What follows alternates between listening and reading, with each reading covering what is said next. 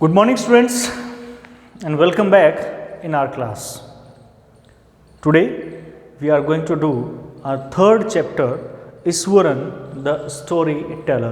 आज हम तीसरा चैप्टर कर रहे हैं जिसका नाम है ईश्वरन the storyteller. ये हमने पहले छोड़ दिया था बीच में पर इसे हम अब कंप्लीट कर रहे हैं. ईश्वरन द स्टोरी टेलर बहुत ही प्यारी सी कहानी है, बहुत मनोरंजनात्मक है, भूत की कहानी है, डर मत जाना भाई. एक दिन क्या हुआ कि महेंद्र नींद से जागा और जाग करके उसने क्या देखा कि एक धुएं का सा बादल बना हुआ है, एक मनुष्य की आकृति सी दिखाई दे रही थी. डर गया, उसने सोचा कहीं भूत तो नहीं है, क्या ये कोई भूत है. तो देखते हैं कहानी के अंदर कि क्या वास्तव में ये भूत है. तो एक बहुत ही प्यारी सी कहानी है, मैं इसका मज़ा ख़त्म नहीं करना चाहता तो इसलिए मैं आपको इस कहानी के बारे में पहले से नहीं बता रहा हूँ. हम इसको पढ़ेंगे और इसके साथ साथ में ही हम इस कहानी को ट्रांसलेट करेंगे, ठीक है. The story was narrated to Ganesh by a young man. ये कहानी जो है नरेटेड का मतलब बखान करना, बताना, कि ये कहानी बताई गई थी, इसका बखान किया गया था, सुनाया गया था इसको टू गणेश. किसे? गणेश को. बाय ए यंग मैन, एक युवा आदमी के द्वारा जिसका नाम क्या है? महेंद्र जिसका नाम है. यानी कि महेंद्र ने एक कहानी, ये कहानी जिसे हम पढ़ेंगे ये गणेश को सुनाई थी बाय नेम, जिसका नाम क्या है? महेंद्र है. He was a junior supervisor in A firm.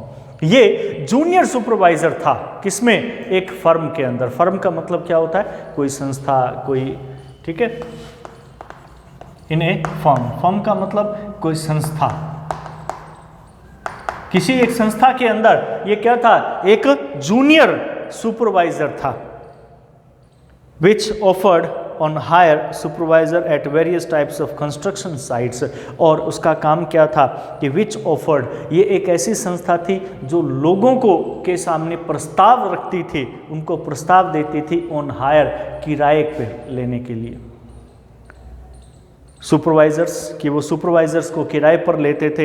Eight various types of construction sites, अलग अलग प्रकार की जो कंस्ट्रक्शन साइट्स होती हैं, बिल्डिंग बनाने वाली जो जगह होती है वहाँ पर सुपरवाइजर रखने के लिए. यानी कि आप इसको समझ लीजिए क्या है कि महेंद्र जो है वो यहाँ पे कहानी सुनाने वाला है और महेंद्र ने कहानी को सुनाया. किसे?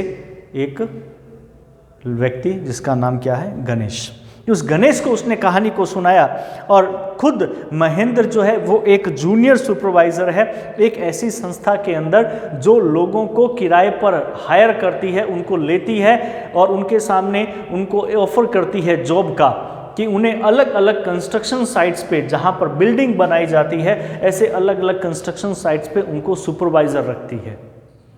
तो ऐसे ही एक बात है एक जगह की. महेंद्र's job was to keep an eye on the activities at the work site. तो इसी प्रकार से अलग अलग जो है वो साइट्स होती हैं, जैसे फैक्ट्रीज़ हैं, फैक्ट्रीज़ के अंदर फैक्ट्री का अगर निर्माण हो रहा है तो वहाँ पर सुपरवाइज़र करना. ब्रिज यानी कि पुल बन रहे हैं तो वहाँ पर सुपरवाइज करना, डैम, बांध एंड सो ऑन, और ऐसे ही और बहुत सारी निर्माण की चीज़ें, तो वहाँ पर सुपरवाइज़र का काम होता था. और महेंद्र भी एक ऐसी ही जगह था जहाँ पर इसका काम सुपरवाइज करना था, निरीक्षण करना था कि सारी चीज़ें सही चल रही है या नहीं चल रही है. महेंद्र's job was to keep an eye on the activities at the work site. Mahendra का काम क्या था कि जो जगह है जहाँ पर वो लगा हुआ था वहाँ पर जितनी भी एक्टिविटीज़ हो रही हैं, जितने भी काम हो रहे हैं, क्या वो बिल्कुल सही चल रहे हैं? Everything is going good and well. It was his job, ये उसका जॉब था, वहाँ पर काम था. He had to keep moving from place to place every now and then and ordered by his head office from a coal mining area to a railway bridge construction site. अब उसको क्या है कि अब जैसे एक संस्था होती है उसने बहुत सारे जगह ले रखी होती है, अब इसको क्या होता था, एक स्थान से दूसरे स्थान के ऊपर भेज दिया जाता था कि आज मान लो वो एक कोई मान लो बिल्डिंग बन रही है, ठीक है, तो आज वो इस बिल्डिंग के अंदर सुपरवाइज़र का काम कर रहा है. कुछ समय बाद मान लो उसको फिर क्या है कि दूसरी जगह पर कोई एक पुल जो है वो बन रहा है, ब्रिज बन रहा है, अब उसको वहाँ पर भेज दिया गया, फिर कहीं और भेज दिया गया. इस तरह से इसको अलग अलग स्थानों के ऊपर भेजा जाता था.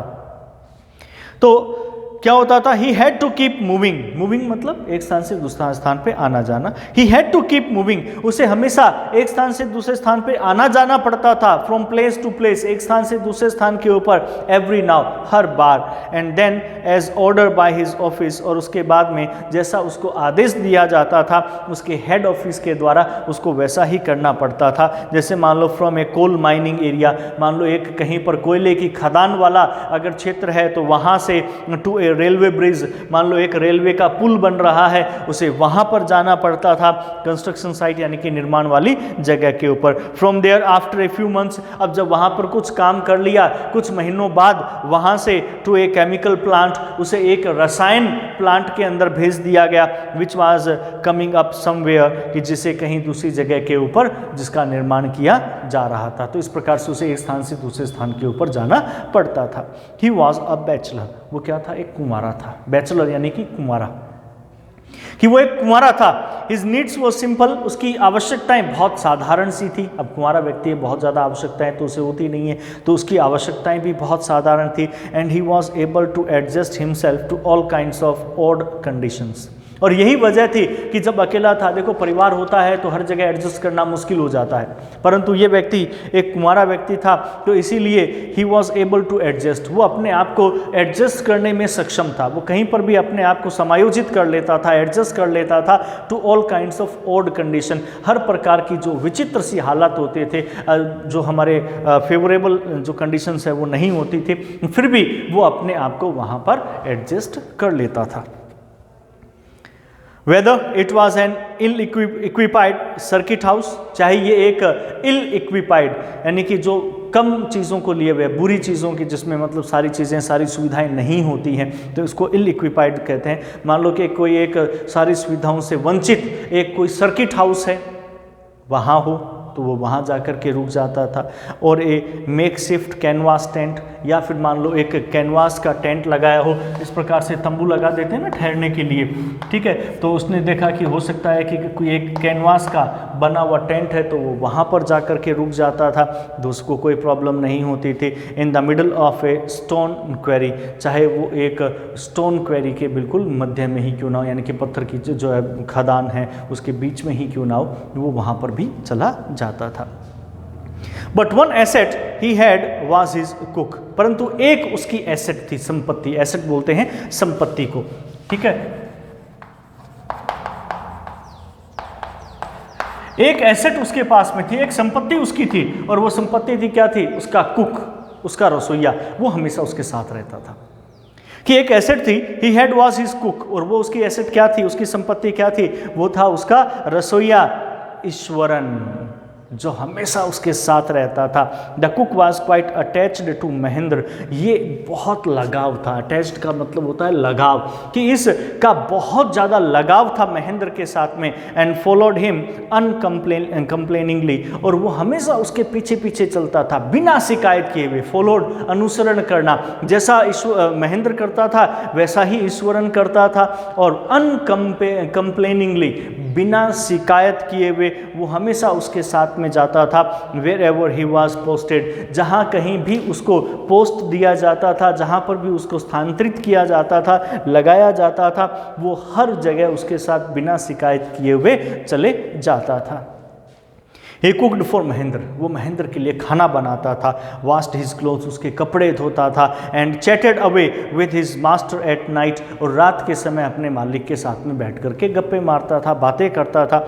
He could wave out endless stories, Eswaran की एक विशेषता थी कि वो क्या कर सकता था, अंतहीन कहानियों का निर्माण कर सकता था। बस कहानियाँ बना अपनी तरफ से बनाना और फिर उनको सुनाते रहना। एंड एंसीडोट्स ऑन वेरिड सब्जेक्ट, और बहुत सारे विषयों के ऊपर वो ऐसी ही कुछ मनगढ़ंत कहानियां भी, मनगढ़ंत बातें भी वो सुना देता था। ये उसकी एक विशेषता थी, तो तभी तो उसका मन लगा रहता था महेंद्र का, कि ईश्वर उन्हें अलग अलग बातें बताता था। अब क्या हुआ, Eswaran also had an amazing capacity to produce vegetables and cooking ingredients. Eswaran की एक और अमेजिंग, एक बहुत ही शानदार कैपेसिटी थी, उसकी योग्यता थी, क्या थी, उसमें एक क्षमता थी, टू प्रोड्यूस वेजिटेबल्स, वो सब्जियां पैदा कर सकता था, एंड कुकिंग इंग्रेडिएंट्स, और जो पकाने के लिए इंग्रेडिएंट्स होते हैं, जो सामान आते हैं, ठीक है, जैसे जिसमें स्पाइसेस होते हैं और होते हैं, उन सारों को सीमिंगली आउट ऑफ नोवेयर, पता नहीं कहाँ से लेकर के आता था, पर वो उनको एडजस्ट कर लेता था हर जगह, in the middle of A desolate landscape, चाहे वो बिल्कुल एक निर्जन वीरान एक चाहे भूमि हो, लैंडस्केप हो, भूमि हो, वहाँ पर भी वो इन चीज़ों की व्यवस्था कर लेता था, with no shops visible for miles around, चाहे मीलों दूर कोई दुकान दिखाई ना दे। मान लो एक बहुत ही बड़ा वीरान सा एक जगह है और वहाँ पर उसको रहने के लिए छोड़ दिया गया है, पर यहाँ उसकी एक विशेषता थी। क्या विशेषता थी ईश्वरन की? कि ईश्वरन पता नहीं कहाँ से सब्जियां और उसमें डालने वाले मसाले पता नहीं कहाँ से लेकर के आता था, अब भगवान जाने कहाँ से लाता था। Meanwhile Eswaran would tidy up the shed, wash the clothes and have a leisurely bath. इसी दौरान जो है वो क्या करता, सॉरी छूट गया ऊपर, he would miraculously conjure up the most delicious dishes made with fresh vegetables within an hour of arriving at the zinc sheet shelter at the new workplace. He would miraculously मतलब चमत्कारिक रूप से, कि वो क्या है, चमत्कारिक रूप से conjure up the most delicious dishes, वो बहुत ही शानदार स्वादिष्ट जो डिशेस हैं, भोजन है, वो बना सकता था, मेड विद फ्रेश वेजिटेबल्स, जो एक ताज़ा सब्जियों से बनती थी, विद इन एन आवर, 1 घंटे के अंदर, of arriving at the zinc seat, कि जब वो एक जिंक सीट वाले एक शेल्टर, एक शरण वाले स्थान में आते थे, जहाँ पर एक शीट लगी हुई होती है ऊपर एक, और नीचे जो है वो बस बैठने के लिए जगह होती है। तो इस प्रकार की एक जिंक शीट में, जिंक मतलब आपने देखा होगा आजकल तो क्या है कि ऊपर लोहे की शीट आती है, पहले क्या है कि एक पत्थर की आती थी, वो जिंक की बनी हुई होती थी। तो उस जिंक की शीट्स का बनी हुई जो एक स्थान है, उसके नीचे at the new work place, जो उनका नया काम करने का स्थान था, उस स्थान के ऊपर वो आकर के रहते थे।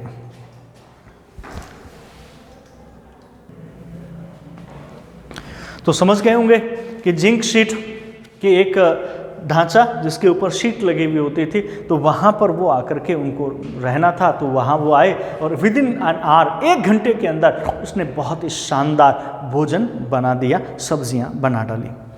Mahendra would be up early in the morning and leave for work after breakfast. Mahendra जो है वो जल्दी खड़ा हो जाता था सुबह के समय, and leave for work after breakfast, और उसके बाद में ब्रेकफास्ट करने के बाद में वो अपने काम पर चला जाता था।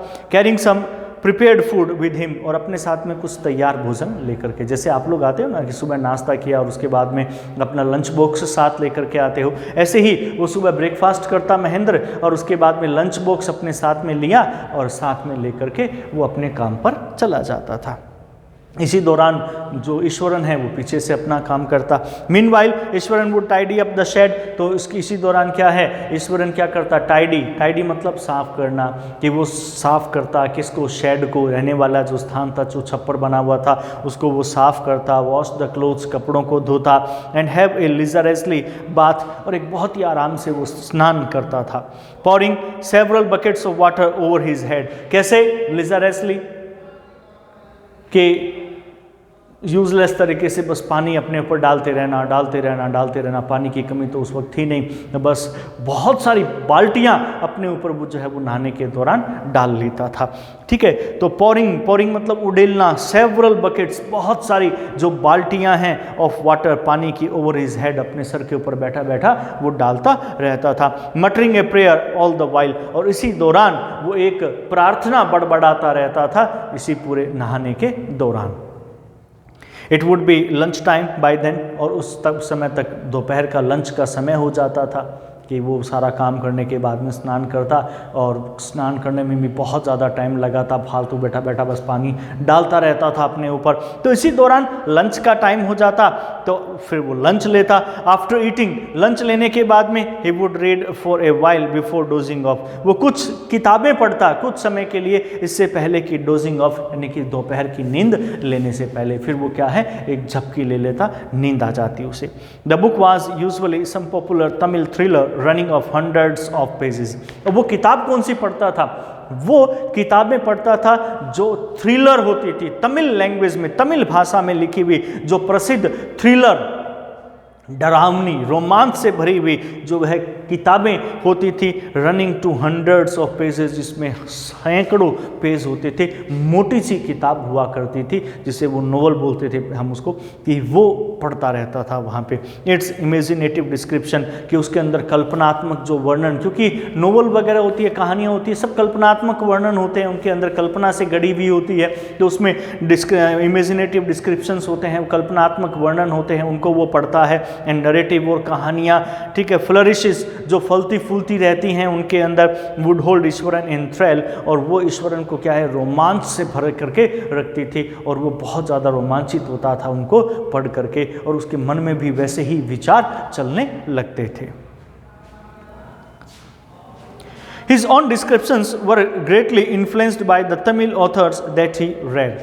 उसके खुद के जो डिस्क्रिप्शंस होते थे, वर्णन वो जो होते थे, वर ग्रेटली इन्फ्लुएंस्ड, वो भी बहुत ज़्यादा प्रभावित होते थे by the Tamil authors that he red, उन तमिल ऑथर्स के द्वारा, उन तमिल लेखकों के द्वारा, कि दैट ही रेड, जिन्हें वो पढ़ता था।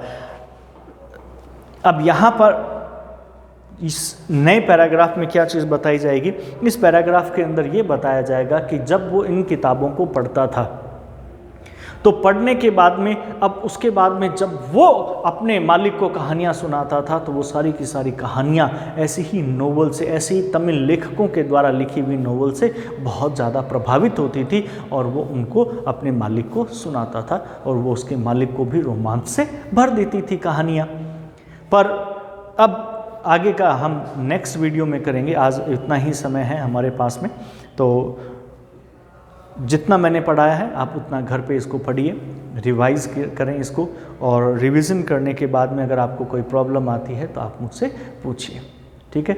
तब तक के लिए goodbye, thank you and have a nice day.